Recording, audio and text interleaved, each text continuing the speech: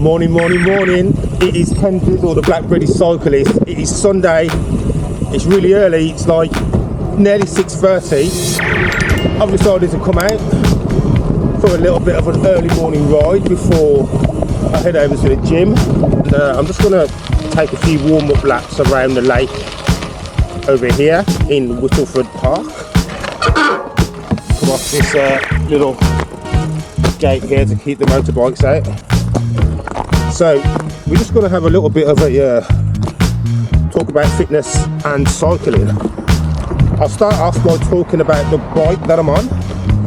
So I'm on my gravel bike, my CGR, Cycle Grass Road, or Cycle Gravel Road.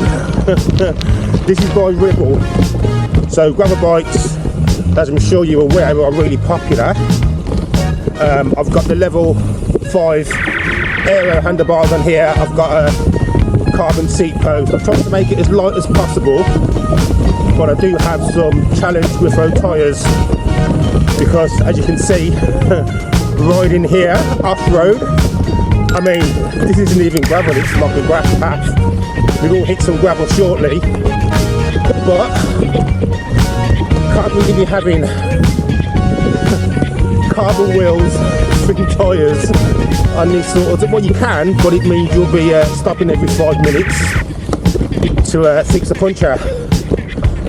So I'm wearing the H2O Tri-2 Pro headphones again, so they're bone conductive, so I can hear the music. I've got steel pants for playing deaf to all but carbon bikes, but I can also hear all the ambient noise as well. So there's a lake just over here.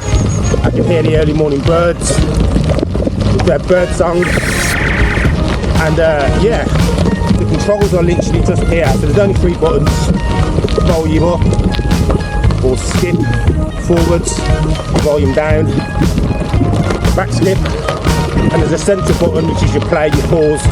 You also double tap that button to switch between your playlists or MP3 mode. I've currently got it on MP3 mode.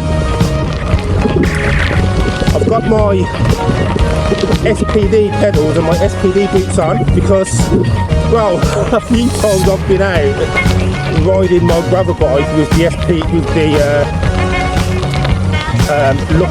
Kyo cleats, and obviously when it's muddy or if you have to get up and walk here, you wreck your plastic cleats. But the good thing about SPD cleats, as you can see, you have the hidden clip, so you can still walk about. And these boots, I mean, these are my winter boots, so they're proper heavy duty, probably not ideal for riding in the summer, but you know, in reality, I put on my Kyo cleat pedals, and then I realised I've got the SPD and flat pedals on here, so I'll give you a look afterwards. So these pedals, they're SPD, but they've also got a flat platform on the other side, so you can just easily rotate, switch between being clipped in or not. So I'm actually not clipped in right now. Spin this round, you probably can't see it on the camera.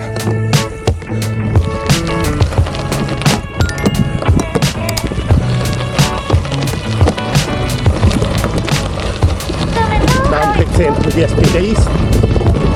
Got a little bit of space. Oh, there's a little walker. So I normally stop when I see people. I'll see if this guy wants to stop and say hello. Is it morning? How are you doing today? You alright? Is it okay to stop and say hello? Oh, how was your day, fella? You alright? Have a little smell? Yeah? All good? Alright, thank you very much. That's alright. Have a good day. Yeah, so that's what I like about riding around these local routes. You've got lots of dog walkers here, lots of local people. And sometimes, as a cyclist, we can be a little bit unnerving for people with dogs. There's a bad reputation, and in no way I'm going to try and group everyone in that same category. Most cyclists are responsible and considerate, so I make a point of slowing down in the same way that I would do any animal, like horses or whatnot. Slow down, I always stop and say hi. I always ask if it's okay to stroke a dog. I would just go straight in. Some dogs might not be as friendly, some people might not be as open, to just engage in. Although 99% of people that I encounter don't have an issue. So we're just going to take a little trail around here. So one thing that I love about cycling, I mean there's so many things I love about cycling, but here you go. So I've had an early night, I've had loads of sleep. I'm trying to kill some time before we go to the gym. My gym doesn't open until 8:30 on a Saturday or Sunday, and obviously I've been up since 5 o'clock. So I'm like, you know what, I was going to do a bike ride later, so I thought I might as well just jump out, get some calories burnt, a little bit of cardio, some fresh air. Another person here. Let's see if we can stop and say hello. Good morning, how you doing today? Oh, that dog is so cute. Do you mind if I stop and say hello? Oh my god, she's gorgeous. Is the girl, yeah? Yeah, she might not be bothered because it's walk, but... There you go, I've just stopped with one go over there. Look. Oh, she's so cute, looks like a little Foxy princess. Oh, yeah. Thanks for stopping, have a great day, enjoy your walk.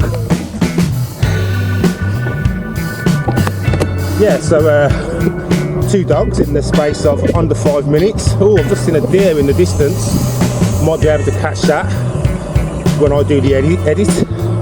And you probably just heard the Garmin. The deer's just in there, look, little munkjack deer. The Garmin's just did that. There's a little KOM from here, from bridge to bridge. I would only ever do that in the mornings when there's no one here. So I'll come out about 6 or 5 in the morning if I want to hit some local KOMs from around here. But it's beautiful. I mean, for me, I do have to avoid the sun. Check out one of my other videos if you want to see the condition that I have that affects me. Allergic reaction with the UV. Which time?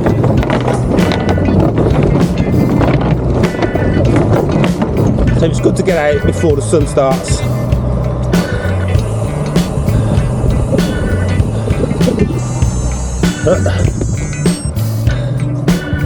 Actually, I'm going to go this way now. Yeah, let's cut through here. I'm on the gravel bike. Let's take it off-road. Enjoy. So here's one of these bike gates. I can fit through here. Bit of a dip. So now, this is gravel. You come up to here, there's a lake. There's a few lakes around here. There used to be quarries, a little bit of history around Nuneaton. It's an old mining town. There was a huge colliery at the Accessory colliery, which is just a few miles down the road.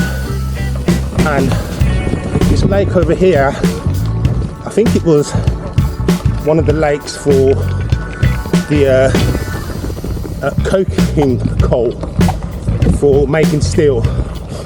So after we've come over to this lake here, I will head over to this other route, which was the old rail track that they used to use, taking the coking coal from the mines here over to the Accessory colliery, and they restored the track. I mean, the mines closed in the 70s, and then pretty much most of the rest of the mining, coal mining, ended in the 80s around here, so the town ended up being in decline.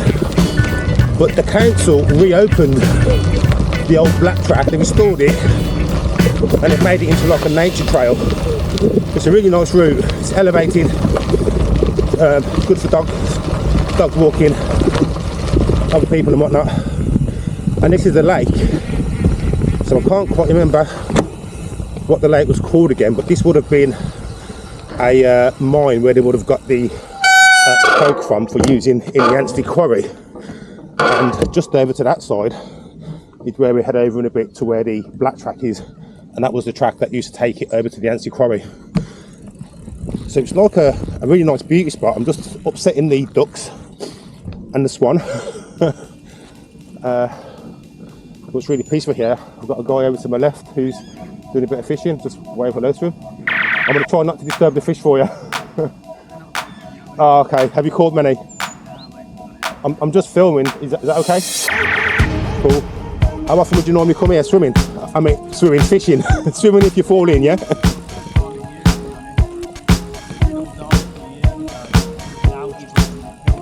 Oh, okay. Was that when it gets too hot? Yeah. Yeah. I'm just heading over towards where the black track is now, where you've got the other lake. And remember the first time I went over there, there was someone, I saw people fishing. I was thinking there can't be anything bigger than sticklebacks in there. And then the guy was like, no. And then you see it. I was like, yeah. I was really cool. Then you always hear stories like say, oh, it was this big, and you're thinking, yeah. Then you see him moving about, and you're like, oh wow. Yeah. Whitacre. Thought I'd get a bit of an early morning ride before we hit the gym.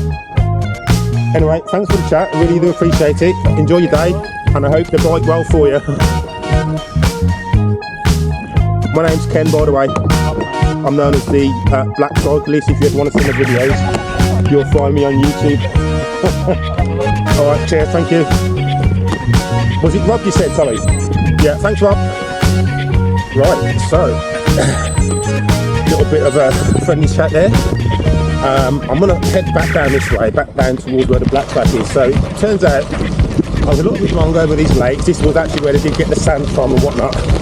And there was a brick mine. In fact, I think if I turn around from here, I should be able to get to where they've got that little monument.